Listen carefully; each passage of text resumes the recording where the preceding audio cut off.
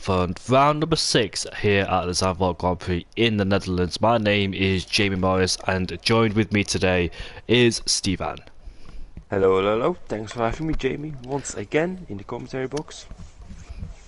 No problem, mate. Always a pleasure to have you alongside with me, keeping up with the action. And I commentated here for Tier 4 last time, Tier 3 actually, last time out at the Zandvoort Grand Prix. It proved to be a chaotic one as well, so we'll see what this one has in store for us, because there was quite a few safety cars. I think there was 3 or 4 safety cars, and loads of change of strategies in that race. And there's another safety car here in CRL 2 for those who are watching there as well, but we are here for tier 1 then with 80 minutes. It does clash between tier 1 and tier 2. Tier 2 should be ended in about a few laps time, but obviously we've had safety cars interrupt that race, as no surprise safety cars appearing out on the circuit. But with all the viewers joining in then, we're about to see Aurelien set his first lap time here at Zandvoort. Aurelien then picking up the pace after not the best seasons he's had so far in Co-Racer League. A few upsets for him in the past few races, Brazil being one of them if I remember correctly, and not winning in China, but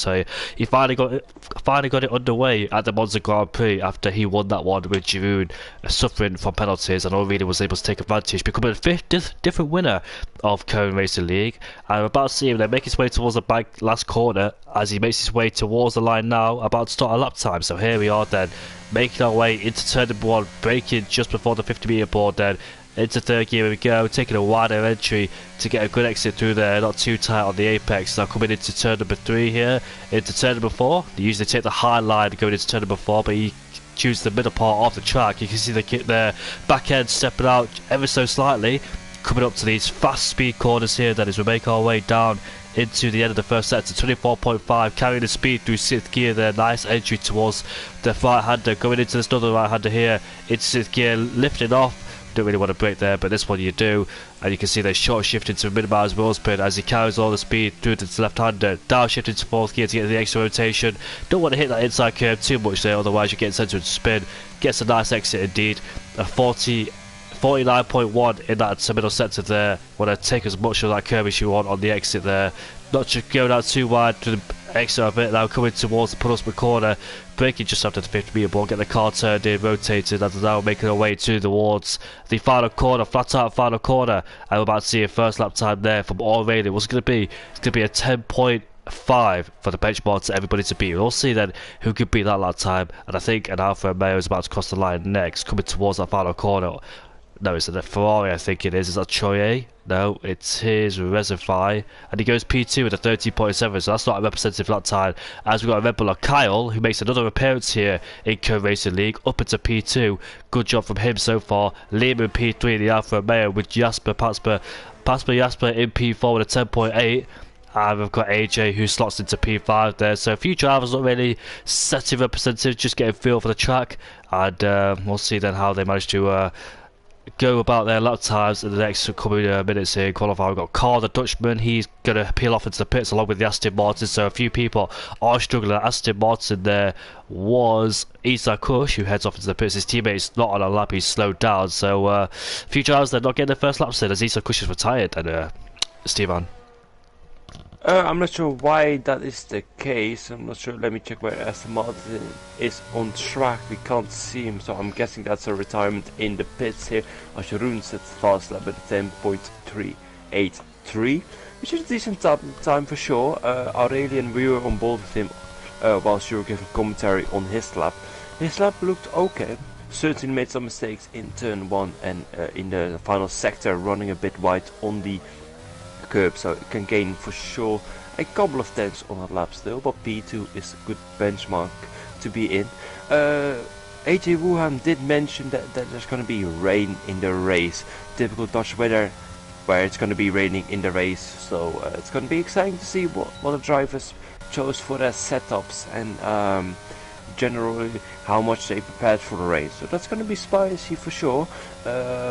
Many drivers, of course, being Dutch, being their home Grand Prix, as Troye has gone third faster with a 10.5, 40 thousandths behind Aurelien, so that's decent for the CPA Ferrari driver.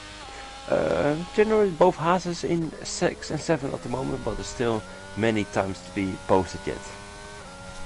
Troye there in the Ferrari, who's had some good pace but also some misfortunes, especially the French Grand Prix where he spun out, and also Monza wasn't being the best of races either for him, so he's got plenty to improve. Still yet to get his first win of the season after Leo claimed it at Monaco, getting his penalty removed. So Leo is still Troye is still waiting for that first race win of the season. Both Ferraris are, in fact, because it was a Monaco 1-2 for pole position, front row lockout at Monaco, but in the race it ended up being second place best for one of the Ferraris, as the other one suffered with wind damage early doors in that race. So Ferrari's still got a lot to improve on their season, still trying to get their first win of the season, and that will happen soon, just a matter of time really.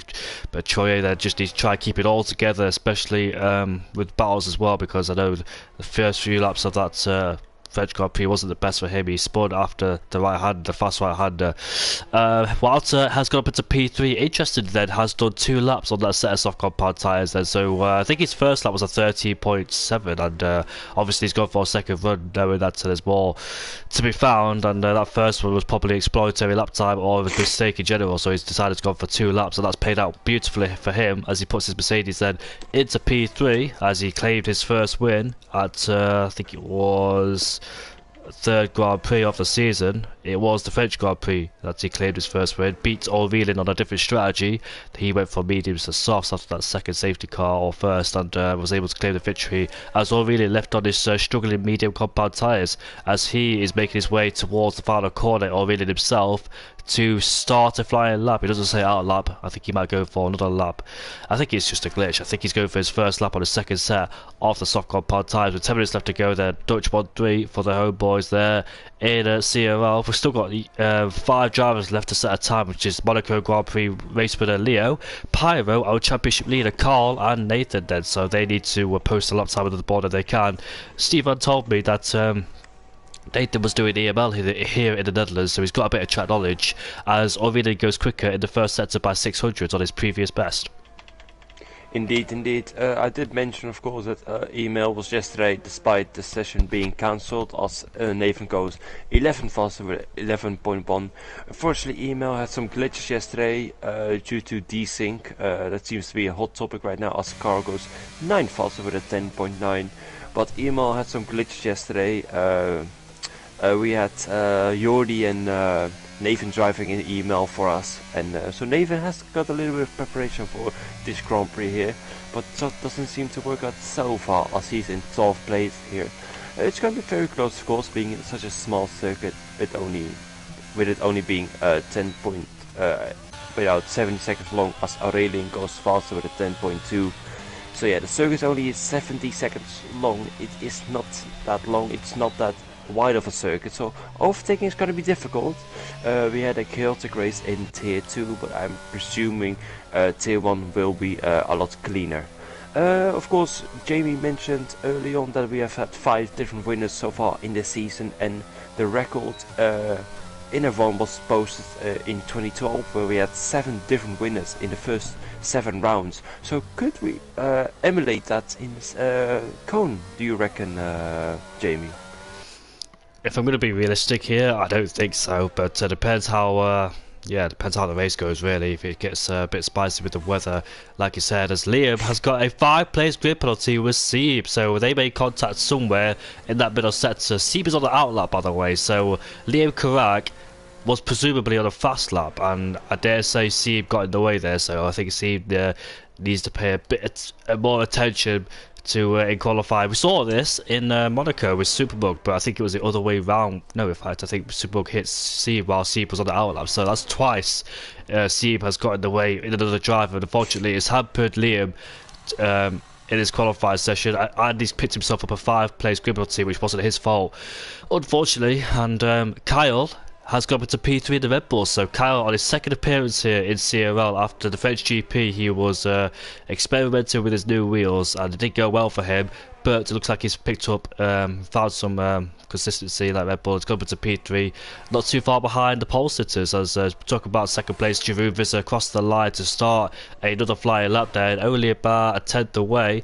It's nice to see Giroud back up there after having some misfortunes in the past few races, and Monza Grand Prix showed the pace where he started all the way down at 18th, but unfortunately had some penalties after yeah, causing contact with other drivers and going off the track at turn number 2. But clean slate, and let's see what he can do after that GP. Troye in the Ferrari has gone P2, and he's almost in the 10.2s, whereas Aurelian is secured in it. I didn't see the first sector from Giroud, unfortunately, because the on-air was popping up at the time when I had the viewers coming in, so I can't quite see. But he had a bit of oversteer coming out of turn number 9, I think that was, turn number 10, and coming into turn 11 and 12, that sequence there, it's going to be a few hundreds down in that middle sector, so he's lost a bit of time, as Giroud, as Seeb there, has put his Aston Martin in P4 with a 10.4, a few hundreds up on Kyle. He doesn't have a 5-place grip penalty, I think, so I think he'll stay where he will start. Unlike Liam, unfortunately. That's a shame for Liam there. But here comes Giroud across the line now, and it's going to be a 10.3. I think he set his exact same lap time as Walter goes into P3 there, so he places Giroud by a few hundreds. Meanwhile, we've got Williams there, who is on his lap, and I think he might have spun. I'm not quite sure if he has spun or not, but we'll see. Is that Leo in that first sector there, just lingering around to get out of the way? I think it was. No, that's a different driver. There he is, that Williams. Who's that? Has he made a mistake? I'm not quite sure who it is, but yeah, we'll see who it is very shortly. AJ? It is AJ Wuhan, indeed, getting out of the way on his outlap. He's currently, indeed, on his outlap preparing for another run here. He's currently in 15th place with a 11.3, just behind his brother right here. But I presume he's going to move up many positions, with the times being so close with each other, because it's only half a second between 4/10s pretty much between pole and P10, which sums up how close the times are. And still have Liam having to post a better lap. Nilu, Carl can post a better lap here. We've got the championship leader, Pyro, not able to post up a clean lap so far with 5 minutes left. So that's not ideal for the Williams driver. So hopefully he can get it done on his final run here. Same for Leo. Leo is currently on his lap. He actually just started its run here, going through the first sector here. Looks very neat and tidy so far. Doesn't hit the apex on the outside, as that could unsettle your car here. But going through sector 1 here, he's got a decent time so far, and he improves by, has actually maintained his sector 1 here, running a bit wide there, losing the car a little bit here, but looks fine at the moment here. I presume he can gain time in the middle sector still here, as he's the Alpine going through the Zandvoort circuit here, through the middle sector here. Looks very nice so far. So actually he lost a little bit of the car there, unsettling the car, and he's getting about 15 seconds, which is normal, because of course he didn't do an accurate time, as he's actually invalidated this run. Whilst we were commentating on Leo's lap, Aurelian improved his advantage to a 10.148, so he's got about a 10.5 advantage. So we mentioned that earlier, that Aurelian has got more pace in the back after having a relatively poor first run here, so it looks very good right now for Aurelian. It does indeed, and he's almost 2 tenths clear ahead of Troye. His closest rival, well, from last week, is in P4, and his closest rival in general, who is 50 points away in the championship, he sees himself down in P17, so all reading, they're looking comfortable. Meanwhile, Pyro under a bit of pressure there, not getting a clean lap time. He's only got a few minutes left to do so as well. I was about to see Jet make his way in the pit lane, so he was improving, I think, in the middle sector, not by much, and decided to opt into the pit lane. So was Liam Kurag as well, because he was on a flying lap until he dived into the pit lane. Important there for Liam, because he'll start P17 if he can't find an improvement on his lap time. Pyro making his way towards the line to start his flying lap. Then he makes his way down into turn number 1 there. Let's see how he takes the entry of that one. Very nice indeed, no signs of wheel spin, very smooth in the power. Coming through turn 3, kind of a lot of speed, heading down into turn number 4 there. Very nice indeed, be careful with the traction through there. And you can see that no signs of wheel spin, gets on the throttle, car responding very well as we make our way towards up the hill now. Coming towards the end of the first sector, it's 1/10 up, which is crucial for him. I want to see where he lost the time. Was it the middle sector where he probably lost that time and ruined his lap time? But we'll see that as he makes his way into this next right-hander here. It can be quite difficult, takes a lot of care with the entry. This is where wheel spin, it can happen. People lose their car through here as the tyres start to get warmer and warmer. The drivers might suffer. We're sliding around just a bit as we make our way towards the end of the middle sector. He is, I can't see that. What's that say? 2 tenths up? 7 tenths up? I can't quite see because the on-air bit was showing it once again.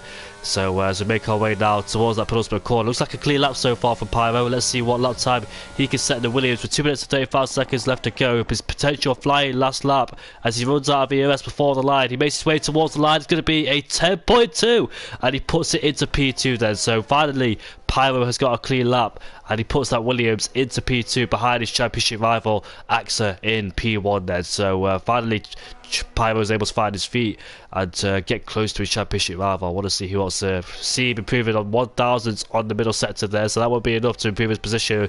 Only his lap time, depending how much time he can find in this last sector. However, Troye is going up to P3, Bompian to P6, Seeb has gone up to P4, so he's able to find a lot more time.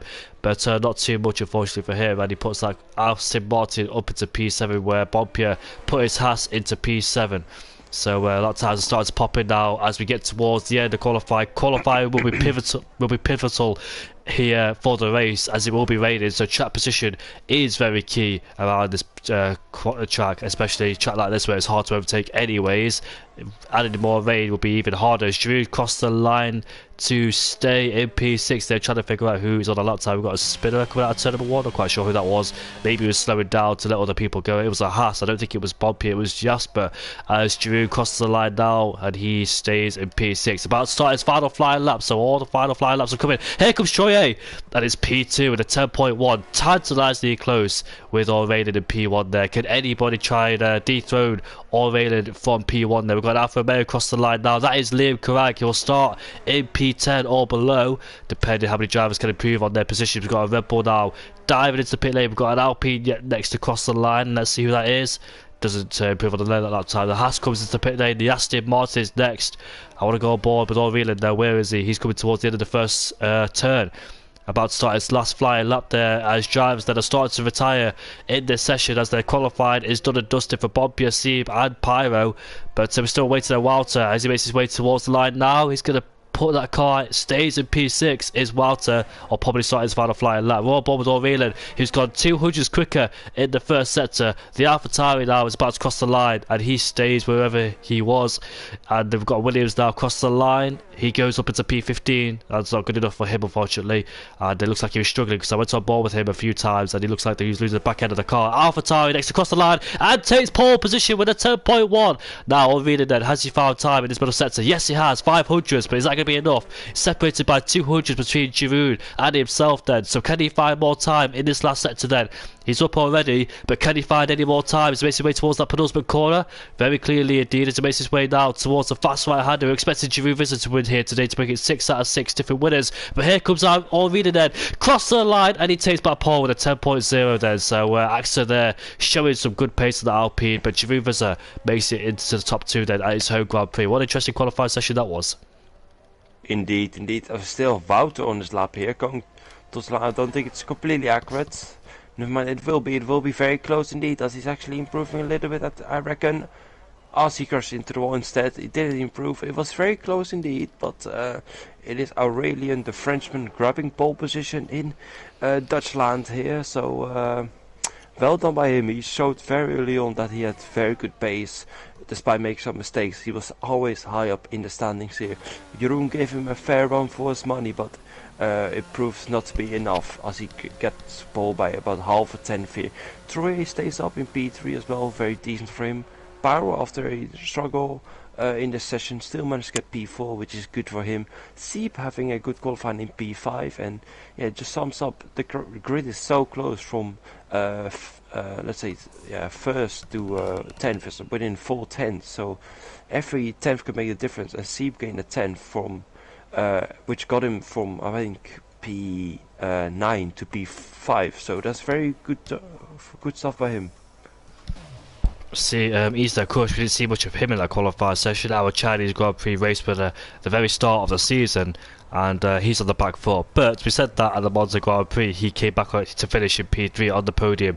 Had a very strong drive with Giroud Visitor, but obviously a safety car played into his hands in that race. But what could happen here in this race. Unfortunately for Liam, we'll start at P11, so everybody below him from P11 will go one place above.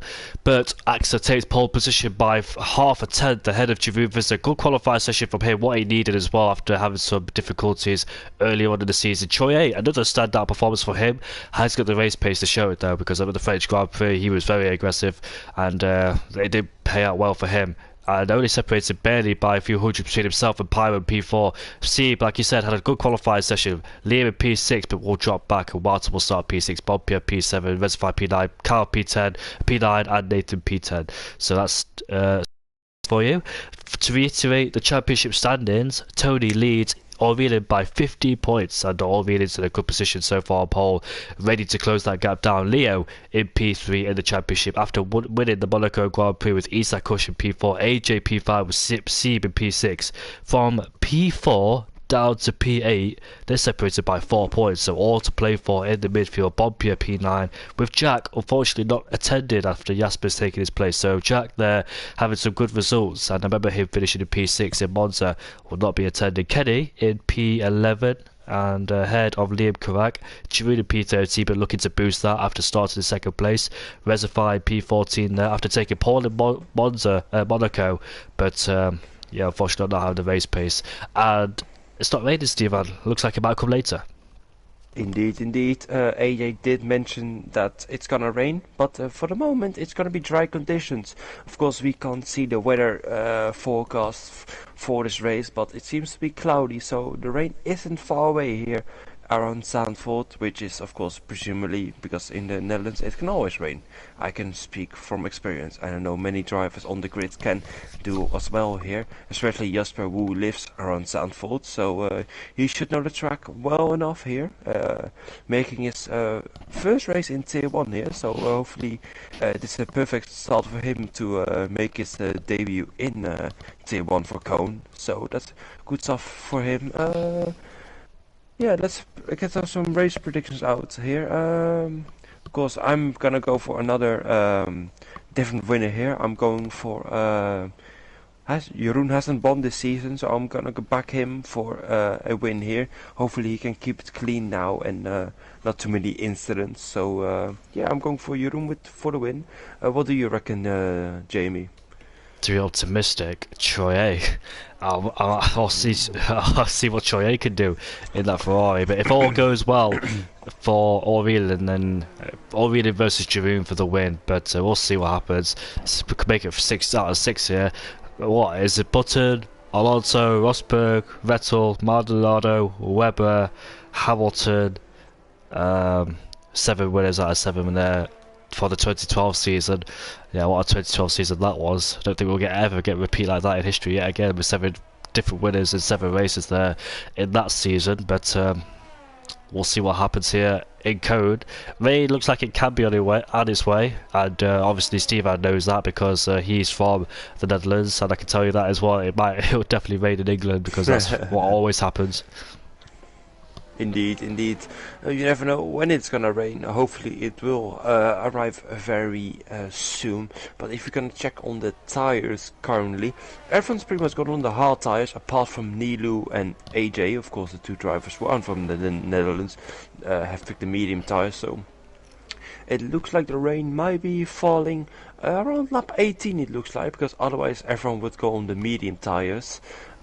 So interesting strategy here from AJ and Nilu. Let's see where they will end up for this race here. So of course everyone wants to keep it clean and don't make a pit stop before the rain, of course, because then you're gonna waste about let's say 18 seconds making a pit stop, which is not what you want, and it's very tough to make it up despite having fresh tires. So let's see, as we see Nathan doing a spin here, and Jasper being disqualified from the formation lap, so he's gonna have cold tires. He's gonna be one to watch out for, as we see many drivers spinning, trying to get some temperature into the tires. It is of course very cloudy, so temperature is very difficult to get in the tires. But let's get racing, I'd say.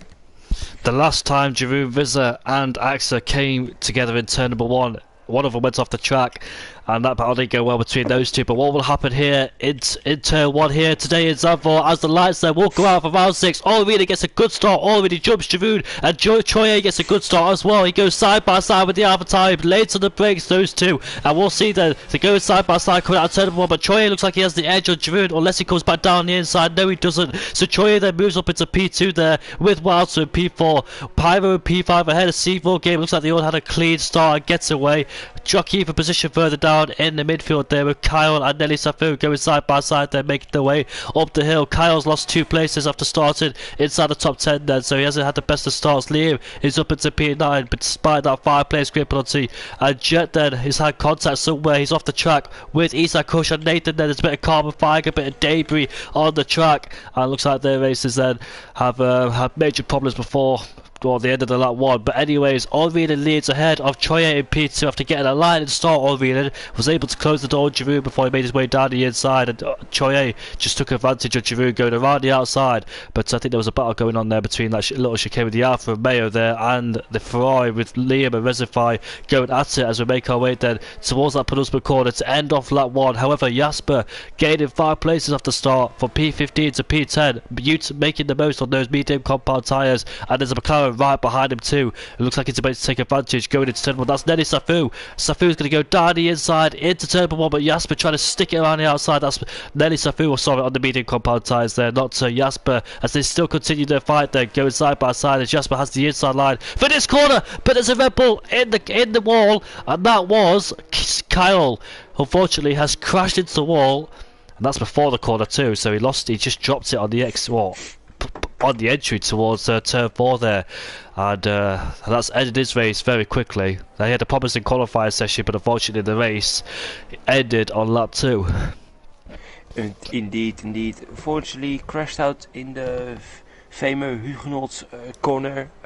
He probably hit the inside curb, which can settle your car, of course, and just spare you into the wall. This has brought out the virtual safety cars. Isak Kush brings out overspins once again, having a appalling race so far, but should keep going for the rain period, because there could also be many safety cars still. So he should just keep going and keep his head up, and then just keep going for the race when the rain arrives. The one where the best start was actually Leo. He's gained 6 positions compared to Jasper's 3 positions. Jasper started in P13 as we get going again with green flag conditions. Leo had the best start in P18 up to P12 now in the Alpine, so that's a good start for him, and hopefully he can follow Nilu Savo, who's on the medium tires, further up to the grid.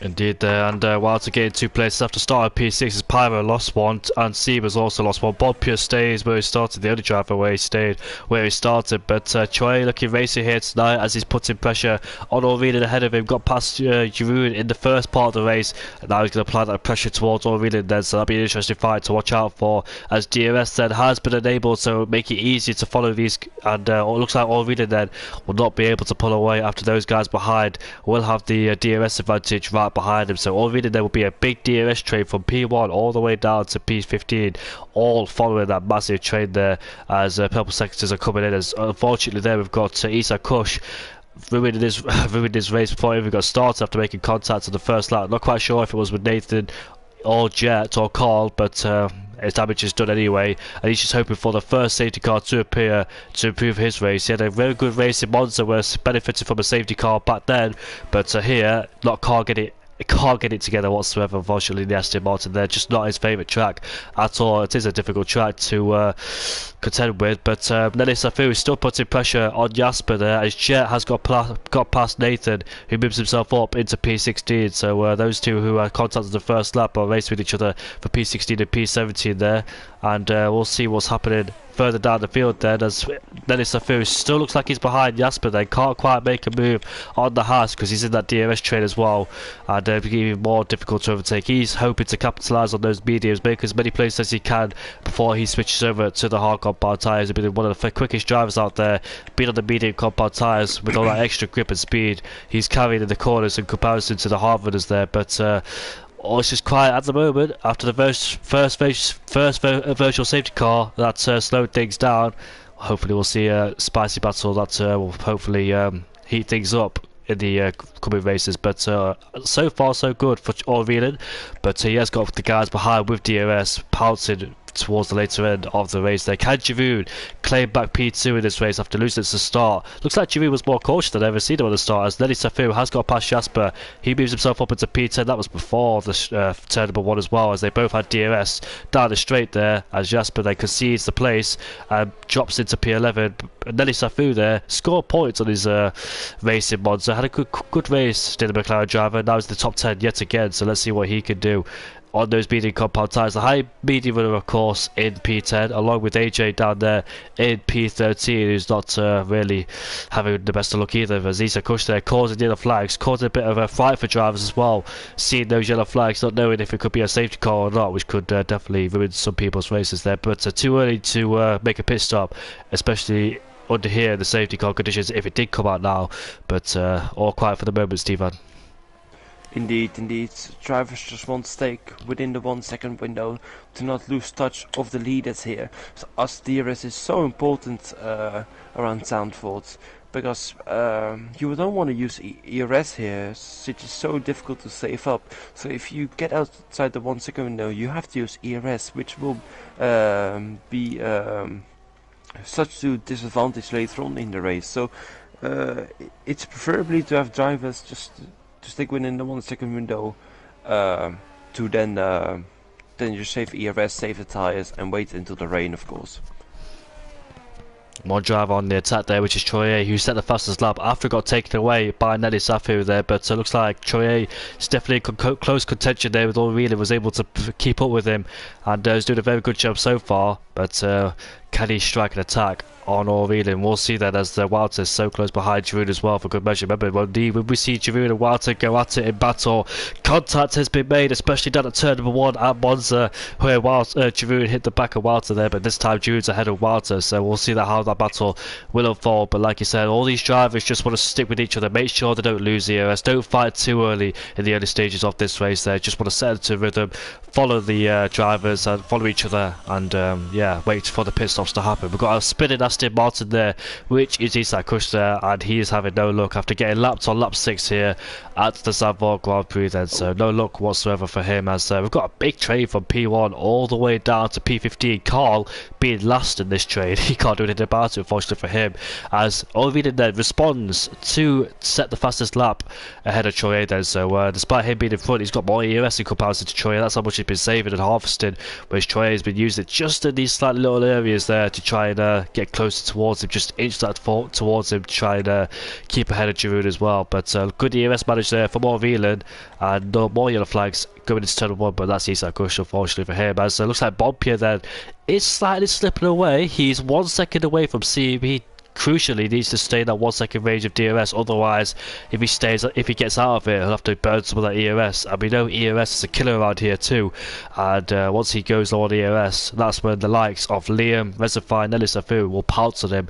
So Bonpier there just needs to find a little bit more pace there if he wants to stick with that DRS. He's hovering around 1 second 9/10, so that's going to be very that's going to be a watchful eye to keep an eye on him, as Isak Kush has retired, actually crashed as well. He's actually crashed out of this Grand Prix, and that will cause a safety car. Yes, it is a safety car, because I just looked at the boards there. I looked at the digital boards on the left hand side of the track. No, it's a VSC, sorry, I couldn't see the V. So a VSC then has been deployed, Stefan. Second time in the race. Indeed, not a full safety car. I would have expected to be a full safety car, since Isak Kush was in a quite dangerous spot here, but if I think the VSC is the best option here, this does keep the race pretty much the same as it's just settling down. This does allow drivers to save up ERS. I know drivers like Wouter, Aurelian, Troyer have had pretty much full ERS, but Pyro, Seep and Bonpier can now save ERS, as Jasper unfortunately has got a drive penalty for speeding under virtual safety car here. This will drop him down way lower and has to serve it within 3 laps, so a disaster for the hometown driver here. Yeah, Jasper has lost 2 places in the result. He's lost one to Leo, so I presume he got on the brakes to try and slow down, but unfortunately he didn't slow down enough, and therefore AJ and Leo was able to take advantage of him, and he's just lost 2 places there, and also gained a 5-place grid penalty, 5-second time penalty. But however, the VSC has changed things around slightly, because we see Pyro and Seeb now. They're both outside the 1-second range of DRS. They're probably a bit too caught. So is Bonpier as well. He's dropped back to 1.5. That's the problem with the VSC, because you can't always be accurate. You don't know. Well, you don't know when to. Well, as you can see there, it can drop dramatically, the timing board. It probably go from 1.8 to 2/10 in a few seconds there. But Jasper there is serving his 5-second time penalty, unfortunately for him, and he will drop all the way down into last place. But that's what happens on the VSC. You can be very accurate, you can be very precise on when you're gonna go and when to slow down. Also, going to pay attention to others around you to see if they're going to go or not, because obviously if those guys slow too much, obviously the delta increase. But if decided to go, you're going to go with them to make sure they don't get that 1-second jump on you as well. I remember the old games where the VSC would end and you'll be in a negative delta. You have a time of like 15 seconds or 10 seconds to get back in that delta, but obviously when the VSC ends, you don't get a penalty. But in this game you do. You can't get away with it last time, because I know plenty of drivers like me abuse that glitch as well. Do you remember that glitch, Steve-Man? Yeah, I've heard of it pretty much, where you can go in, where if you, if the VSC was ending, then you could go in a red delta and just fully blast it, and just gain time compared to the others, which was quite unusual. But of course they have fixed it ever since then, so probably for the better. But it was a useful glitch to have, that's for sure. Indeed it was. I wonder if the likes of Pyro then can get himself back in DRS, because he's currently 1.2 behind. He can gain it in these high speed corners with the... Okay, Steve, he can gain it in these high speed corners if he pushes a little bit more and tries to use that ERS. He's got to use that ERS then to claw himself back in that 1-second crucial range there. The precious 1 second, and I wonder if he can do that. He's not under pressure though, that's the good thing about it, because you've had drivers like C, Bonpier all over the back of him who lose more time defended rather than try and close in. But luckily for him, Seeb is outside the 1-second range too, and 1.7 seconds away for him, so Pyro can focus then or try and get him back in that DRS. He's almost there, is the Estonian driver. Just a few more tenths he can find to try and get himself back in. You can see he's definitely pushing there as he sets his personal best in the middle sector, but he's just hovering outside of it. He'll well, he's actually inside it now. Can he stay there for the time being? Yes, he can then. So he gets himself back in that DRS zone, and he'll be safe for the time being.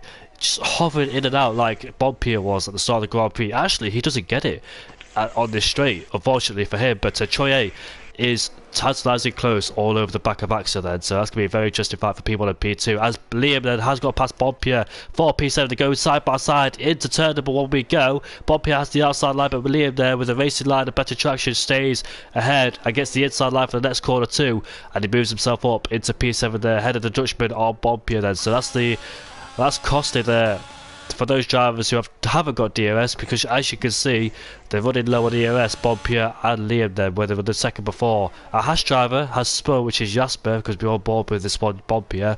So Jasper there, after getting that 5-place grid penalty, his race has just unfolded ever since then, and hasn't been able to recover, so it's unfortunate for him. But yeah, that's what happens in the VSC. You got to pay attention at all times under a VSC, because even if your delta is high, it can go very low in a matter of seconds, and therefore, if you don't pay attention and you don't go at the right point, you'll get a drive-through penalty. And many of us have suffered through it before, and yeah, that can be very costly towards your race. And we're about to see then Troye at the back of Orveland for lap 12 in this race, but he's just planning his attacks. I don't think, Steve, it's going to rain, because judging by the weather, looks like no more clouds are hovering in. Looks like it's getting clearer and clearer. Indeed. Don't know really what's going on here. AJ did predict it, so it could be a rain situation later on in the race. I predicted lap 18 since the clouds were happening early on. Sparrow makes a mistake there. He was really close to the DRS window of Wouter here, but making a slight mistake has cost him about 4 tenths, which is detrimental to his progress here, trying to stick with the leaders here. But if the rain will happen, I'm not too sure, but it could always happen here in the Netherlands, so keep your eye on it, and let's say around the last couple of laps it could very much still be the case. let's say if it's a normal dry race here, Walter is in P4 in the worst place to be in the DRS straight. You cannot get a pass whatsoever if you're stuck in P4 because the guys ahead of you will carry the same speed. So will Walter then just go for an early undercut once the time for pit stops will start happening? Let's say lap 18, lap 19 or 20, that's when the pit stops will start happening. But if you're in a DRS trade and you're in P4 or P3, it's just the worst place to be. You can do absolutely nothing about it. You're just going to wait and hope that something ahead of you happens, like a battle for people on a P2. But they're just playing smart, they're just following each other in a trade so far, because if you don't want to start fighting early doors in the race and lose a lot of time, you just want to pull away together.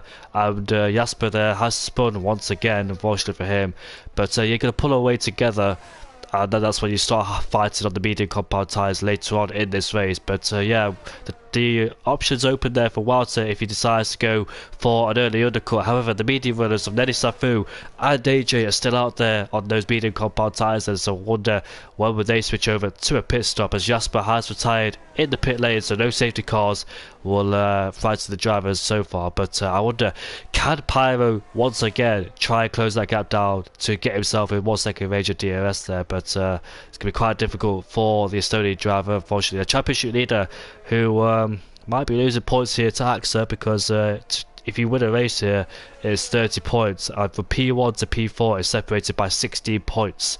And Troye is outside the 1 second range of DRS then, so what happened to him, because he was so close behind the RP driver? Did he make a mistake somewhere? Was really able to find some more pace? But as you can see there, Troye having to use more battery to stay within the DRS zone, because if he was out of it, Walter, Giroud and Pyro, well, those two behind him would have pounced instantly to try and stick with Aurelian then. So it could be very crucial there for Troye. As you can see, he's using it on this little straight here, and he's going to be very low on the ERS as well, because as you can see there, Walter and Giroud have got a healthy amount of ERS there. So Troye then might be under a little bit of pressure there with his use of his battery. Got to make sure he stays within that 1 second range of DRS, otherwise he'll be under pressure, immediate pressure there from Giroud, which he is. And he is outside the 1 second range as Troye might find himself in a bit of bother now. As you can see there, Giroud Vizor will see the back of that Ferrari derated on the straight, and he will be in big trouble for the Ferrari driver of Troye. Indeed. Indeed, Troye is losing DRS now to Aurelian. This could be crucial to Aurelian's race, as he can now pull away from the Ferrari here. And this could allow Jeroen to make some moves and see if Wouter as well can make some moves ahead to close the gap to Aurelian. We just posted a fast lap on old hard tyres here with a 13.4, a really impressive time, 8 tenths faster than P5 Pyro. So Aurelian has really got the pace down, as Nilu Savu is pitting from the medium tyres here. So it's going to be a very good race here for Aurelian. Of course, he has already won this race, so or won the season, and really could push his championship aspirations further on if Tony can't get a move on here. Yeah, because the gap between P1 and P5 in terms of points is 16 points, and Aurelian is 50 points behind. So if the race was to stay like this, Aurelian would actually lead the championship going into the next race then. So Pyro, like you said, has to get a move on, because Aurelian's championship hopes are now starting to come alive, as if it does turn out to be like this, anything could happen here at the Zandvoort Grand Prix in terms of strategy, safety cars or crashes or whatever. But no safety cars just yet. We've had 2 virtual safety cars caused by Isaac Kush, and another one caused by, well, I don't know what the other one was actually caused by, because no one else was inside except Kyle. Oh, Kyle and Isaac Kush have caused the virtual safety car. Kyle unfortunately retired early doors, and talk about mistakes there. We've got Carl who was spun coming out of turn number 12, and luckily it looks like he's got his front wing intact, so it didn't actually hit the wall, as AJ then is in the pit lane to get rid of those medium compound tyres. Unfortunately couldn't really capitalise on those mediums there, didn't really make many moves on those medium compound tyres, and will try and make the use of the hards as well. Looks like he's on a brand new set of mediums there, so looks like he's going for a 2-stop, or still thinking about the rain, because Nelly Safu is also on the medium compound tyres, and obviously a 1-stop is a way to go. So do you think it could still rain here, judging by what those two have done? Well, the drivers really have to make a decision near lap 22, since then it's the pit stop window for the medium, of the hard runners to switch over to the medium tires here. So it's going to be interesting to see. I think we will see a pit stop from everyone for sure, since the clouds have to come in a lot quicker. Well, talking about the clouds, it seems to be getting a bit more darker than it was a couple of laps ago. So. It's gonna be a very interesting couple of laps here if the rain is actually gonna arrive and if it's gonna get more cloudy here. But it looks like it's gonna get more cloudy here around the Dutch Zandvoort circuit. Yeah, there'd be no other reason why Nelly Safu and AJ would have pitted on those brand new set of mediums they have at their disposal, obviously having two sets of mediums, but we'll see how their strategy pans out. AJ has rejoined behind Nelly Safu. Obviously, Nelly has pitted one lap before him, so was able to get the undercut ahead of him. Well, he was ahead of him anyway, and he stays in P15. However, Choye has responded with a better lap now, as Nelly Safu actually sets the fastest lap of the race. Choye has responded, as you can see now, well in the DRS range of all reading, and he learned his lesson now. He has to stay there. You can see Jeroen there taking different lines to try and figure out a way past him, but yeah, Jeroen could have tried to get past him when Choye was outside the DRS zone, but Choye responded well. He's actually close to the back of all reading now, so Choye then, despite getting outside the 1 second range of DRS, has still got some decent pace on his hands.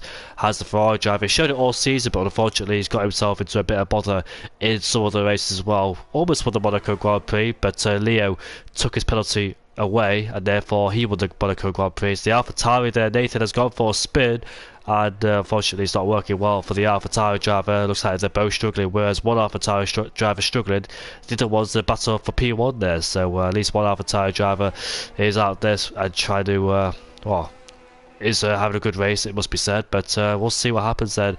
It's close to pit stop territory, don't you think, Stevan? It is. Interesting fact, Nilu Safu is going for another set of mediums, which must mean the rain is pretty imminent, because Nilu Safu of course started on the medium tires and switched to another set of mediums. So that means the rain must be nearby and the clouds are coming in. So I think we're gonna see rain within the next 8 to 10 laps here. It's getting more cloudy, the hard runners are staying out here. Of course, that's a normal strategy here, but you never know. You're gonna wait until about lap 24 for someone to make a real decision here. It wouldn't surprise me if someone like Recify just says like, "Oh, I'm gonna pit and put on set of mediums and go for that undercut," because I don't know when the rain is gonna happen. Because if the rain still hasn't arrived by like lap 30, then someone on those fresh medium tires has gained a huge amount of time. So it's going to be interesting to see what the drivers are going to do. Obviously they'll have Jep in their ears too, telling them the rain will come in about 5-10 minutes, but obviously rain doesn't always come. You never know, it's like it could push back a little bit more, then a little bit more, so only believe what you see on your eyes, and obviously it's not raining for the time being, but Nelly Safu there sets the fastest lap once again. It's just about pit at the right time as well, because I remember in the last few races, in the wet races we've had, or dry headed into wet there, if you pit one lap early, that could ruin your whole race, because a lot of drivers have suffered for pitting one lap too early. It looks like it's the right time to pit, but obviously it's not, because the track hasn't fully not fully dried or have got fully into the conditions, so you can be very careful as well. Have your eyes peeled, brain switched on, and pit at the right time to go the intermediates. When it starts raining, obviously you don't pit straight away because the track hasn't soaked in. You're going to wait for it to get proper wet and slippy.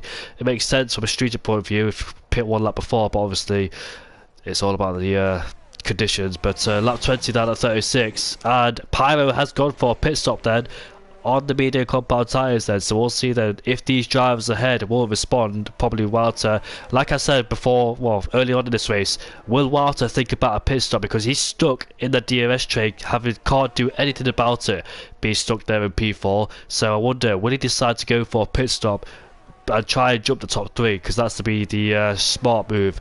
Obviously undercut's quite powerful at any track, so we can't really do an overcut, but what will Walter do in P4, we'll see. But let's see, Pyro rejoins down in P12, got some fresh tyres on and some good clean air ahead of him. Next car ahead of him is 5.3 with 90 lap old tyres, so he should get past Jet very quickly indeed. But we'll see then, all more pit stops being bound once these drivers make their way towards the line once more in this race. Lap 20 out of 36, the clouds have gathered in once again. Looks like it was brightening up. Now it's got cloudier once again in this race, so that could spice things up as the top four are making their way towards the penultimate corner. Heading into that final corner, is anybody going to peel off into the pits to put in a brand new set of medium compound tyres? Walter was, dummy in Giroud visit, but wasn't going to the pit lane. Indeed. We just mentioned the strategy, of course, with Restify maybe trying a pit stop on the medium tires, but it's actually Tony who's doing the strategy, and actually Restify is now going to the pits. So the driver who we predicted is going to do a medium strategy to go for that undercut, gain as much time on those fresh medium tires. It's going to be interesting to see what Tony's going to do with those fresh mediums. He is going to gain a lot of time compared to the leaders since he's on those fresh tires. Gained already like a second on his outlap to Jet here, who's in P10 here. So it's going to be interesting to see when rain is going to arrive here. It's getting more cloudy here, but I like the risk Tony and Restify are taking here, because they're gonna gain a lot of time on those tires here, and Tony already gained 2/10 on this first sector alone here, so Tony's looking pretty good here if the rain doesn't happen within the next 9 laps. If the rain does happen, that means Pyro and Reservoir are going to go for a second pit stop onto the intermediate tyres, and therefore we'll lose a huge amount of time as the top 10 will just go from hards to mediums. But here we go then, Troye is in the pit lane then to make his one and only pit stop. Theoretically, there's a Red Bull coming in too just behind us. You can see the Red Bull crew are getting prepared for one of their drivers. Well, they must be stood there because no Red Bull drivers coming in anytime soon. But we've got an Alfa Romeo of Liam coming to the pit lane to make his change on some hards to mediums. We've got Mercedes racing down into turn 1. That's Kenny versus the Alpine there. Going around the outside was Leo as they make their way going into turn number 3 now. Leo has the inside line for the next corner. Kenny trying to stick it around the outside. Obviously Kenny started in P3 at the Monza Grand Prix. Unfortunately couldn't get it together, but he's battling now with the Alpine driver of Leo, making their way up the hill, and Troye is just behind him, so he can't afford to stay behind him too long. He's 2.5 seconds behind, so we've got a little bit of a buffer, because if he rejoins right behind both of them, he'll lose a lot of time, and therefore Giroud, Walter and Aurelien will be able to try and get ahead of him on the pit stops. But Troye then has pulled the trigger on the undercut. He should be cooking now. Can he jump Aurelien in the pit stops? You can see Kenny all over the back there of Leo, making their way coming out of turn number 10, going into turn number 11 and 12. But making their way around the final corner is the top 3. Aurelien's in the pit lane, Giroud's in the pit lane, and Walter has opted to stay out there. So all lines there head towards Troye. As the yellow flag has appeared, that's always the worst side. So that's Liam, who's gone for a spin, I think, but has got the car back on the track very quickly. And that's costly for him because he was in a fight with the likes of Bonpierre as well, as Bonpierre takes P3. Aurelien comes out the pit lane, followed by Giroud. Here comes the Mercedes and Alpine, but where's Troye? Very interested in there. And Troye, in fact, has been out-jumped. Has he been out-jumped though? No, he hasn't. Just there, very close, side by side. But Troye then stays just ahead of Giroud there, heart-in-mouth moment, but he's all over the back of Aurelien though. I don't think he'll try and out-drag him. He's very low on the EOS. He's used a lot of EOS on that lap, has Troye, but these tyres still need to warm up on the medium runners, as Troye's gone 3/10 quicker in the first sector. But guess what? They're right behind. Look at Troye. He is so close behind Aurelien, struggling on colder tyres in those high-speed corners in comparison to his fresher mediums. But they're right behind Kenny and Leo. We're going to make sure those two don't make contact between the slower cars and older tyres, and they're going to make their way very quickly, and so is Giroud. But Walter there, will he use this to his advantage with those two ahead of him, holding him up? Obviously Kenny is Walter's teammate, as Walter has dived into the pit lane there, so that's going to be very interesting to see where he will rejoin in comparison to this. But that was super close between Troye and Giroud there. My voice went once again, unfortunately, as Liam's gone for another spin. He just came out the pit lane as Liam, and now he's struggling on those medium compound tyres. But look at this, Ben. We've got Aurelien versus the Mercedes of Kenny going side by side, heading to turn 1. They both have DRS. Kenny might be helping his teammate. Here comes Walter on the pit lane. There comes Troye as well, going around the outside of Kenny. But there's an Alpine spun, and that is Leo spun.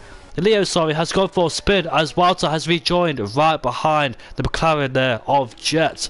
No, he hasn't. In fact, that's Pyro, sorry. But Walter has rejoined right behind Giroud Visser then, as Kenny then will be holding up the AlphaTauri. That could do his teammate favours here. For Walter holding up the AlphaTauri, Giroud Visser can't afford to stay behind that Mercedes too long, otherwise he'll lose DRS. So he has to make a move, or he's got to be very aggressive then on Kenny. He can't afford to wait for turn number 1, otherwise Leo and Choye and Aurelien will pull away from those two. But can Giroud find a way past Mercedes? That will help Walter to try and close Giroud, backing Giroud into him, and it's going to be this lap where Giroud makes this move, and it does, going down the inside into turn number 11. I presume Kenny will let Walter through, being on all the tyres, and I think he might pull alongside to let the Mercedes through. Can't afford to fight him, but will get a double dose of DRS. Will Walter off the back of his teammate and Giroud Visser, but I don't think Kenny will put up too much of a fight on this straight. Indeed. We have 3 drivers staying out until the rain period, which is C, Boompje and Kenny looks like.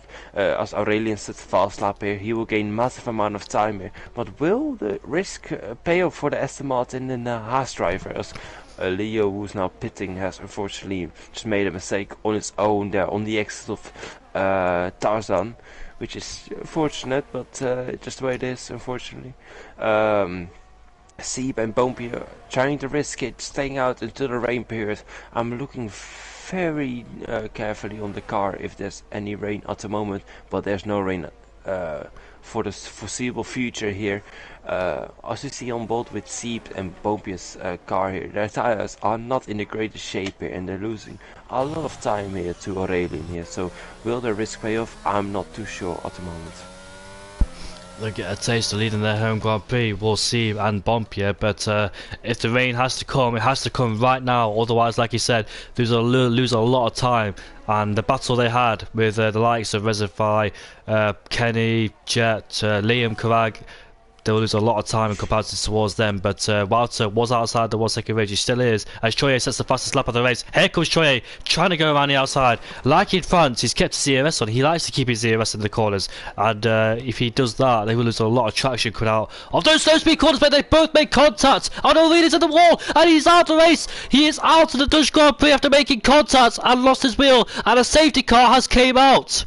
Well, that'll be a controversial one, because I'm not quite sure if Choye, I think he did definitely hit the back of him. I don't think Aurelien lost it on his own, and that is a shame. Therefore, Aurelien looks like he was in control throughout the whole race. He took pole position, it led every single lap, and now unfortunately he is out of the Dutch Grand Prix. Safety car has just appeared in the foreground there, just going past, and now that has benefited the likes of Sieb, Boompje, and Kenny is Jet, as well as Leo is in the pit lane on the intermediates as well. So that's very optimistic there. It's like Kimi Raikkonen back in 2009 on the Malaysian GP, and you know how that turned out. Didn't go well whatsoever. The tyres were destroyed. Had to come in the pit lane once again to go back on the dries. But I don't think it's obviously it's not rated. So what I can see, go on the medium compound tyre. Is it? It is starting to rain now. Rain is starting to appear now, so it's going to be an interesting call to see what Sieb and Boompje are going to do here. Troy also going into the pits, Jeroen also going into the pits, everyone going into the pits for a set of intermediates. It looks like here. The whole grid going into the pits now. This is going to be spicy at the end. Oh my goodness, see front wings, yeah, many tires, Inters getting ready here. This means Sieb and Boompje are leading the Dutch Grand Prix right here. Incredible scenes, the risk. We literally were talking about it a moment now, where if the risk is gonna be worth it, and it certainly has, with the safety car having come out with a collision between Troy and Aurelien. So unfortunate for Aurelien, who was driving a great race here, and just unfortunately to Troy making contact with him. So that's presumably gonna be a penalty here. But that does, of course, pay dividends to other drivers like Sieb and Boompje. What can they do now here? I mean, I said Boompje was going to win last week, and we will have probably a different winner now, as Sieb, Boompje, Troy, and Jeroen all haven't won a Grand Prix yet this season. So it's going to be very spicy till the end. It is indeed. The top four haven't won a race. Top four haven't won a race this season, and can any of the top four get their first win of the season?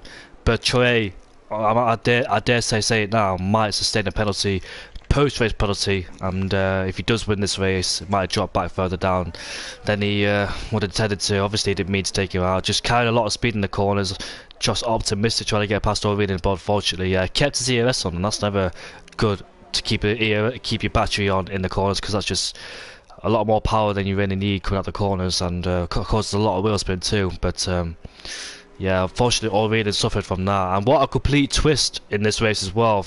There's a lot of things have changed in this race, and now Sieb finds himself leading this Grand Prix. I didn't think rain was actually going to come, you know. I just thought the weather was radar, but Chiruviza is in the pit lane for some reason, and is it I don't know. Let me check. Is it wets? There's an Alpine crew crew coming out as well. It's a front wing change for the AlphaTauri team. That's a disaster for Jeroen, who was in P4 here. That's such a shame for him. I don't know why the Alpine crew is out there. They're probably drunk. As the older AlphaTauri drivers coming out. So AlphaTauri having a disaster of a race at the moment here. But it could be another switch to Intes to pull on fresh tires there. So Jeroen, unfortunately, we just make contact probably with Troye. So Troye having collided with Aurelian and now Jeroen. So I don't think there will be many happy faces around Troye for the moment. Remember when the Hungarian Grand Prix where we had these sort of conditions? It was an IRT 1, 2, 3, and we all know how that went, unfortunately. But let's see what happens this time. Does Sieb and Bompier have the pace? Can one of these two? Well, in fact, Sieb's won a race at the British GP at his third race in CRL. When he first appeared in CRL as a fresh new driver, he in his third race he won the race. And can he smell victory here at his home Grand Prix here tonight? Same with Bompier, who's had a few podiums to his name. His last one, if I remember, at the Hungarian Grand Prix a few seasons ago. Hasn't had a podium for a little while now. Can he try and get a sniff of victory? But it's very hard to overtake here in Zandvoort, especially now in the rain. And I dare say, I don't know, if these drivers can keep it on the track, Bompier and Sieb, then it should be an easy one towards here and in. But we'll see then. Troye will be optimistic to win this Grand Prix as Wouter is in the pit lane. Wow. Oh my goodness me. No, he's on the wet tyres. Wouter has gone on the wet tyres. Oh wow, this race really is passing up. From our point of view, the rain doesn't seem that intense, but it's for the drive it seems like it's gonna be wet to the end. So wow, this is gonna be a very spicy end.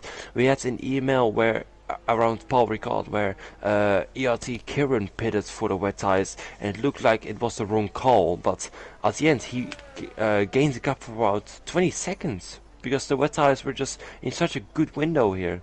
I don't think this is the right decision, but you never know. You never know around with Wouter, so hopefully he made the right call. He's pretty much got nothing to lose. I know he won last week, and mathematically, of course, is still in the championship here, but he was down in P5, right? He was down in P5, P4, and now he can try to gain as many positions as possible if the rain does increase. If the race does intensify and gets heavier, that means the top 10 will pit. And AJ, despite being at the back end most of the race, or near towards the back, will find himself on a podium paying position. And that safety car will come in this lap then, so let's say if those guys in the wets have made the right choice, they're looking really smart. We thought Sieb and Bompier were looking really smart at the first part of the race where the safety car came out. It looks like the favour's now gone towards Wouter, AJ, Leo, Carl and Nathan. Well, not Carl because he's still on the Inters. He's pitted for a brand new set of Inters as Carl. So he's made the wrong call. He's dropped a few positions in P14.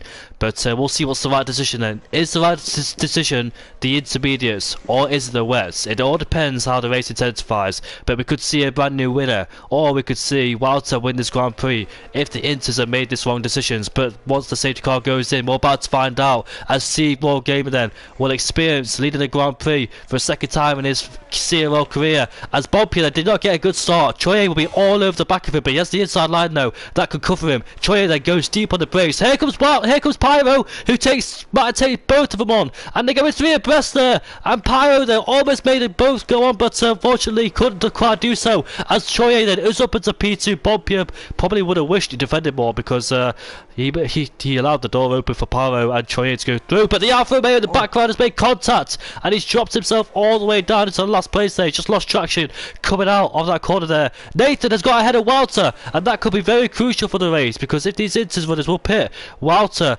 might have to battle Nathan for the lead of the Grand Prix here. He's all over the back of him so far, so Nathan there has got ahead of Walter, and he could see himself winning this Grand Prix. Depends how heavy the rain gets, but Troye is all over the back of Steve there, and remember the championship battle for Pyro and Aurelian there has gone towards Pyro's way, as he will extend the championship gap all over Aurelian, as Walter has got past Nathan there. He moves himself up into P8, and they're still going side by side there, so the battle's not over just yet between those two, as Walter bounces over the curb and Nathan trying to look for a way back. Bit of contact there, and here comes Chiruvaza, who's on the intermediate tyres, has got past the wet runner, so it looks like the Inters are still the favourite for the time being. There's plenty going on in this race there. Troye, however, is all over the back of Sieb. Sieb not allowing Troye pass. He's defending the inside line, but Troye's got more pace than the Aston Martin there. They go side by side, and Troye then moves up into P1, or does he? Because he goes wide in the braking zone. He did that the last lap as well, was able to get past Sieb. Oh, he's going side by side now once again, but it looks like Troye then has the lead of the race there,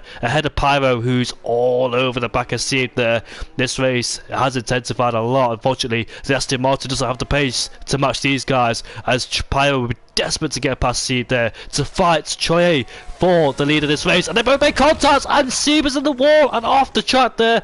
The hopes of winning the Grand Prix has faded away there for the Aston Martin, and I dare say that was a race incident there, because they were side by side. I saw that on board, as Nathan there's lost it somewhere in that first sector, but it's all kicking off here with Bompia on the podium. But look at Kenny up into P4 there, right behind Bompia.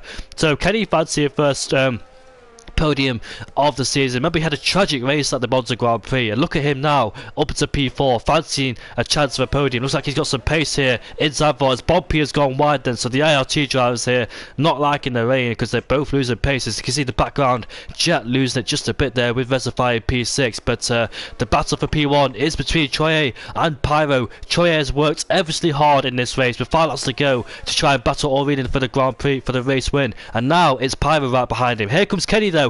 Can he fancy his first podium in CRL here? Here we go then, it's turn 1, and he's too far back to make a move, as Walter has been passed by Jeroen then, so the wet tyres are not the right choice. They could be towards the end if the rain gets a little bit heavier, but it's not heavy enough for the wet tyres so far, and Jeroen's ahead of Walter with AJ and P3. I thought the wets were looking smart, the wet runners. The Steve is on the wets now, so he thinks that it's going to get heavier towards the end of the Grand Prix, but there's been so much action ever since this rain came, Stevan. Indeed. I think it's between the crossover point, as actually Liam has retired into the pits now. I think it's in the crossover point actually, between the wets and the Inters now. The rain is coming down pretty quickly here with 4 laps to go after this. So it's really close between both tires here. I think the wets are slightly overheating, as Leo is actually overtaking the car. Car doesn't seem to have any confidence in the rain at the moment. So it's going to be close between all the drivers. I think the Inters are just overheating slightly, as Wouter's falling away from Jeroen here, locking up every time in this hairpin here. So it's going to be tough for the drivers here. They must have that the rain comes down even quicker, so the wets are in an optimal temperature and the Inter starting to cool off, so the Inter runners lose performance. Look at Jeroen there. You can see the grip he had out the final corner. Was able to been the throttle much more earlier than Reservoir, and he's moved himself up into P6. The cornering speed, whilst Giroud had, was better than Reservoir's, and therefore got him on the straight, moved himself up into P6. But Bompier is holding on for the podium. He wants the podium. His last podium came at the Hungarian Grand Prix a few seasons ago, and this is his second chance at it. But Kenny is all over the back of him. Kenny, who had a dismal race at the Monza Grand Prix, started P3 at Monza, but unfortunately crashed out, and he's fancied a chance at the podium. But he's got the likes of Giroud right behind him. There's Jet as well in P5, also doing a very good job. But unfortunately for him, he's got Giroud right behind him, who's Giroud putting some good moves so far in this race. So any of these boys can get. Look at that, Jet's had a bad exit coming out of turn 10, and now Giroud's going side by side with him, taking advantage of that one, and no second invitations needed for Giroud to make a move on that one, and he moves himself up into P6. However, Walter in P8 is losing time now, so it looks like the wets are overheating, like you said there. Some drivers did go on the wets earlier on, like Sieb, but looks like it's not paying off for them so far, so probably not just yet between the wets and the inters. Looks like the inters are still in favour in comparison to the wets there, but this is good news for the inter runners, knowing that the wets are not good tyres just yet, so they can have a chance of being up there so far. But I thought the wets made a smart move, because it did look like he was getting heavier by the minutes, as AJ there is right at the back of Walter. Looks like Walter's losing pace there. You can see him go side by side just, but Walter had the inside line, had the edge of an AJ, and moves up into P8. But yeah, what a race it's been so far. We thought Sieb and Bompier made the right calls. Well, they did actually, but unfortunately one of them couldn't stay on the track. But Bompier did. He's in P3, and he has Kenny all over the back of him. That'd be interesting, because I thought Bompier and Sieb had a really good chance of winning this Grand Prix, defending from those guys behind. But looks like Bompier got caught up in the safety car restart, where Sieb just drove into Pyro, and also off into the wall he went, lost his front wing, had to pit for a brand new set of tyres. But yeah, it's a shame for the ILT drivers. Could have had a chance of winning the Grand Prix, but yeah, just didn't have the pace really. But Bompier still has a chance to get a podium, holding on for dear life against Kenny. Kenny trying everything he can to try and get past Bompier, but Bompier is wise. Very good defender is the ILT driver Bompier, but can he stay there? I wonder. Kenny, what can he do? He needs a podium to boost his aspirations in the in the standings and the races, because the races he's had so far not really been the best. But podium for him would be really good, but he just can't find any way past Bompier, and we're coming with 2 laps to go. However, the fight between P1 and P2 has eased off now. Pyro looks like he doesn't have the pace to match with Troyer, and if Troyer does get a penalty, might have to pull a bit of more gap to secure his race win. But I don't think he can do that, because I think 5 seconds, I dare say he might get a 5-second penalty for, or 10-second. I don't know. What would you think, Stevan? For the incident, of course, he did take out the driver who unfortunately DNF'd, so I think that could be up to a 10-second, or it's between a 5 or a 10-second penalty. He clipped the back of Aurelian here, so which led to Aurelian DNFing. Oh! So I presume it's gonna go on. I'm sorry to interrupt. I thought Bompier was about to be overtaken by Kenny, because he went super deep, and there's Kenny trying to go around the outside, but he's going to be very careful because he's got Giroud right behind him then. So if Kenny wants a podium, he's going to attack and defend, and he thought he had a chance there. Bompier going so deep into the corner, he opened up the door for Kenny and almost Giroud as well, but Bompier, for his sake, had the inside line for the next corner, was able just to stay ahead of the Mercedes driver. Has Kenny got a really good chance coming out these final 2 corners to out-drag him, get a better exit than Bompier, because Bompier looks like he's struggling so far. Kenny out-drag him into turn 1. This is probably his last chance, unless he makes mistakes somewhere, does Bompier. But here we go then, on the straight for the last time. Can Kenny try and overtake Bompier into turn 1? No, he's a bit too far back on the occasion, but as you saw the previous lap, Bompier was going deep into corners, and he's got to be careful not to do that one more time, otherwise Kenny would definitely go up the inside next time around. He's super close. He can sniff a podium. Mike, oh, he almost got hit by Giroud there. Not the first time Giroud's hit a Mercedes driver. I'm kidding, Giroud, I'm kidding. But turn 1 Monza. But will Bompier then go wide into the next few corners? Critical corners these are. Critical times for Bompier not to go wide once like he did a few laps ago or a lap ago. This is where he went wide the last time. And looks like AJ has retired from the session, and unfortunately for him, I look at Giroud right in the back of Kenny. Kenny's under massive pressure because he's thinking about a podium and also defending against Giroud. He's got a lot on his shoulders as the Finnish driver, but nevertheless, it's a good result from the Mercedes driver in P4. Even if he doesn't get the podium, P4 is still a good result for Kenny. But I think that's it for Kenny then. I don't think he has any way past Bompier unless Bompier makes a mistake in these last few parts of the track in this last sector. Jeroen is all over the back of the Mercedes driver of Kenny. But the victory will go towards Troy A, who will make his way now towards the line to win the Netherlands Grand Prix ahead of Pyro in P2. Bompier will finish in P3 with Kenny all over the back of him. But it's not enough, unfortunately, for the Mercedes driver. I dare say one more lap, Kenny would have overtaken him into turn number 1. Jeroen in P5 ahead of Jet in P6, Reservoir P7, the wet runners of Walter. And look at that, he was so close. Was to be overtaken by Leo, was Walter. Carl in P10, Nathan in P11. And unfortunately, it didn't work out for the wet runners. It looks like staying out the hards was the better choice, but the rain came too late for some, as they had to make their pit stops to get rid of their old degraded hard compound tyres, whereas Seb and Bompier was able to make those tyres last and switch over to the medium compound intercompound tyres, and that's how the race ended then. So hards to inters looks like it was the strategy, and what also was another turning point in the race where the second virtual safety car came out, and that's when the field spread became much larger, because before the second virtual safety car came out, we were all in a big DRS train from P1 to P15, but when that virtual safety car came out, it spread them apart because they're all applying to the delta and not getting the best restarts they could have wished for. But the victory has gone towards Troy A, but I dare say it'll go towards Pyro because of all readers' reports. Indeed.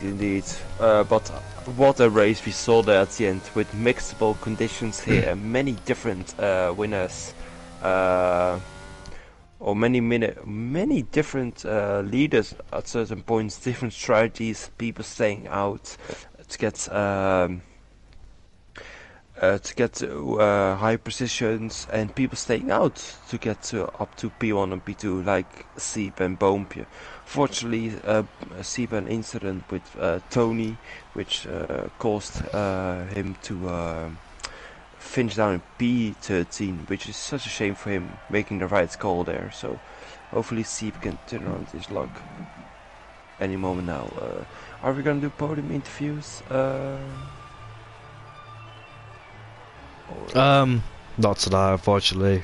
I'm very sorry about podium interviews. I'm very inconsistent because of the work I have. Unfortunately, just takes a lot of my time up, and I will do them throughout the season. You're gonna be very lucky if it's the right time for me. But I just want to know if Axel got hit, because it looks like a very small tap was just enough to put him into a wall. I was off board and both had a very good view of the incident, and I'm not quite sure if he actually got properly hit by Troy. He might have lost it on his own, who knows, but we're about to find out. Well, I watched the incident back, and of course it's a pretty high speed corner. It's of course not a full throttle corner, but you go full send into the corner, and even the slight tap which happened with Troy and Aurelian caused him to just spin completely into the ball there. So yeah, Aurelian must be not too happy with him, but that's racing. Yeah, I can confirm that he got taken out by Troy.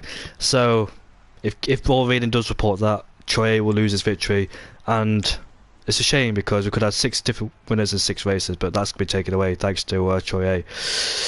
Oh, come on, Troy. We could have 6 different winners in 6 races. But Pyro, however, he'll be a very happy man, not only winning the Grand Prix, but yeah, we'll do podium interviews, why not? Come on. Go on. If you invite them, then we'll do them. Do I invite him? Of course, I can do that.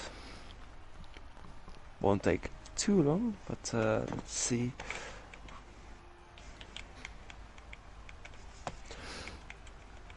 If he does get a 10-second time penalty, Kenny will be on the podium because he's 9.1.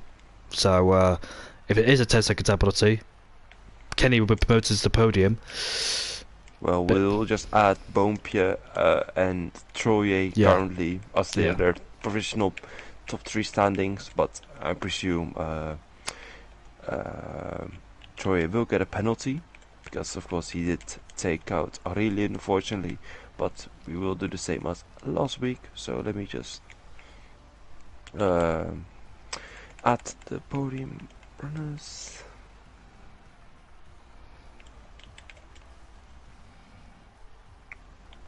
There you go.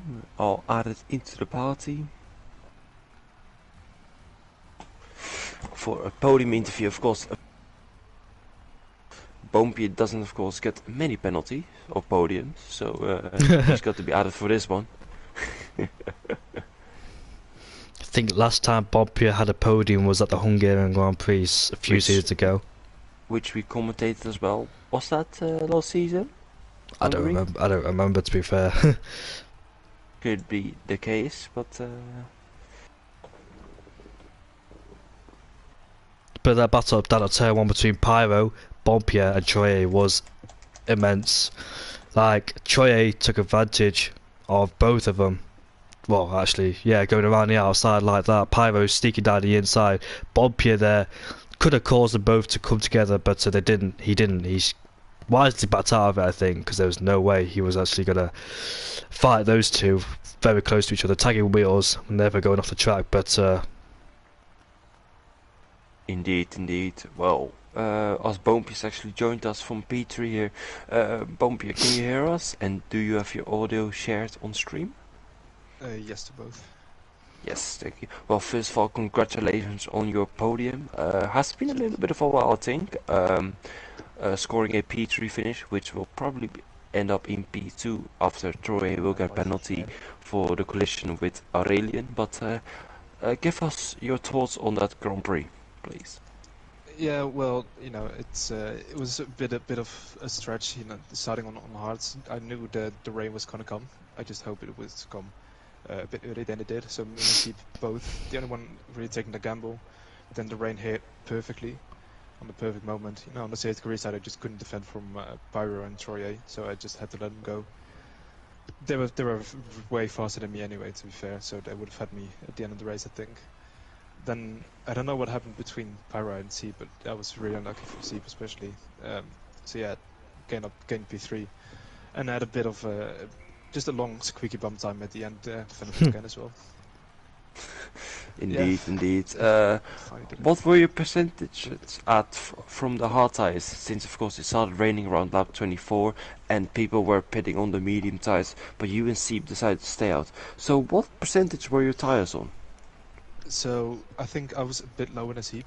I was on 70 and Seep was in puncture territory already. So we were really lucky that the safety car came out at that precise moment. So because like two or three laps longer and it could have been a puncture.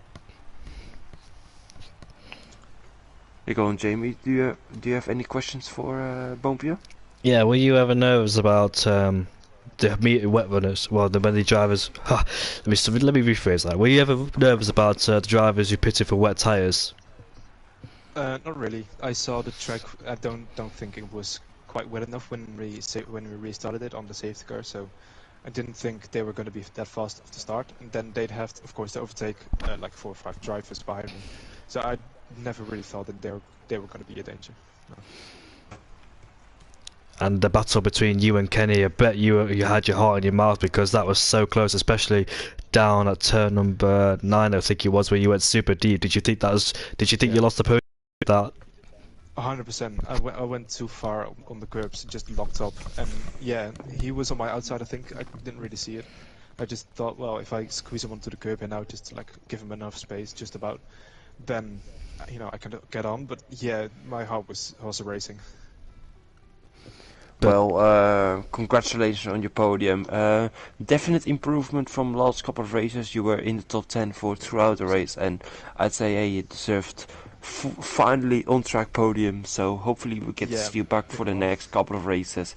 I'm not sure what next race is, but let's see. But, you know, yeah, it was really nice to be up there again.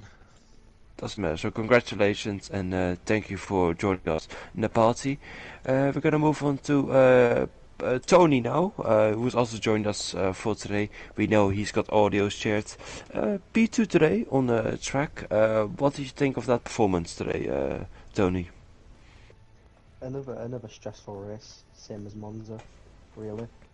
I wasn't expecting to get higher than P4 today because, well, Vouter, Euron, Aurelian and Troy were way too quick. But luck came onto my side as I tried to go for an undercut on the mediums because I was hoping the rain actually didn't come. But then the safety car So came at perfect time. So we all boxed the inters, and yeah, like Bumpy said, it was nowhere near as close to wets. Then me, Bumpy, and Troy had a little get together at turn 1, going 3 wide, which I don't really know. I did send it on the inside because Troy and Bumpy did go a bit wide, so I stuck it on the inside and got Bumpy's position. Then Troy was just way too quick in the wet, so he gapped me by 3 seconds. Indeed, indeed. Of course, it was very interesting conditions. You decided the first driver actually to pit from the hard tires to the medium tires. I'm not sure when the rain was gonna arrive in your eyes, but yeah, it was a good overall race. And what do you think? What do you think for the rest of the season? With you extending your advantage again? Yeah, I'm very happy to extend, but I don't like how I extended it in the way that happened, with Aurelian being, well, essentially taken out in the race. So that doesn't tighten the championship battle as much anymore, but I'm definitely sure he'll be back for more races. Do you want it to be? Do you want it to be tighter? No, no, I don't. But I know for a fact it will be, so I'm expecting it to be. But yeah, then I had to overtake Seeb when Troy did, and then unfortunate contact, I think. Oh yeah, Yeah. talk us through that, because it looks to me like you gave enough room, and unfortunately Seeb, I don't know, I don't want to say drove into you, but yeah, he drove into you. And No, Seeb's way smarter than that. He's a very, very good driver with very good racecraft. I got a decent exit out of the banking corner. Then as we go to like the left-hander, you go like right, left. He went a bit wide on the left because I think he knew I was there. So I try to go around the outside, and I don't actually think I could have gone any more left because I would have been on the grass. I think because Kyle was watching from spectating after he crashed, and he said that he's something to do with the contact model or something like that. I'm hoping that I don't get a penalty for that. Well, I'm not sure. Hopefully, well, in this case, you won't get a penalty. Troy presumably will get a penalty, which will promote you up for the race win and bump you up to 2nd place here. Of course, quick question about qualifying again. Of course, you qualified in P2, I think it was today, but it was quite a struggle today for you having to qualify in P2, since it took you on your final run, your final attempt to get qualify P2, P3 or something, but you were definitely P4.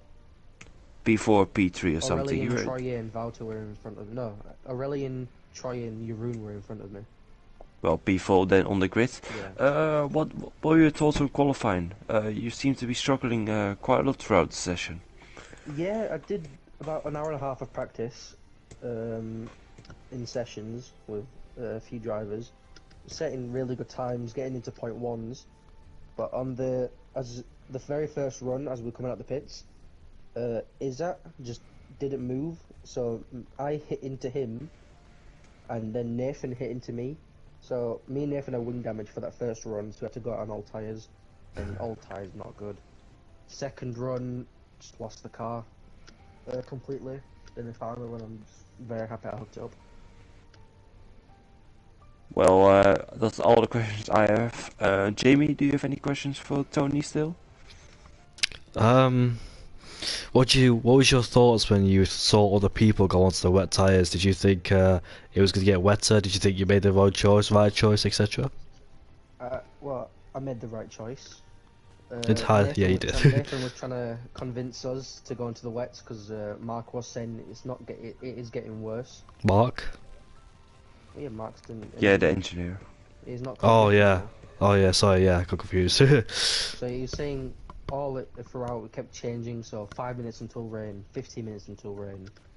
Then he was saying it could go to full wets because the rain's getting worse.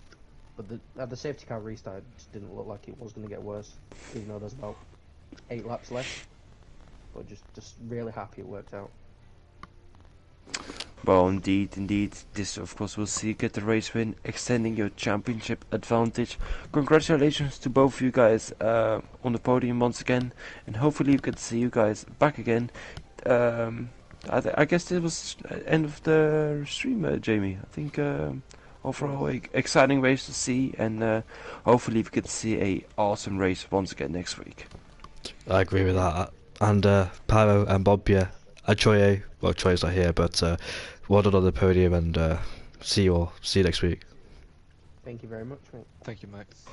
Nice to see you back on the podium, Bob, yeah, after a while. I had a podium in round 2. Did you? Bump, yeah, After it's Oh. going to be in After 1-2. penalties. Oh, Yes. oh yeah, Wait, you what did. was round 2, Brazil? Yeah, round 2, Brazil. Wait, did you come P2?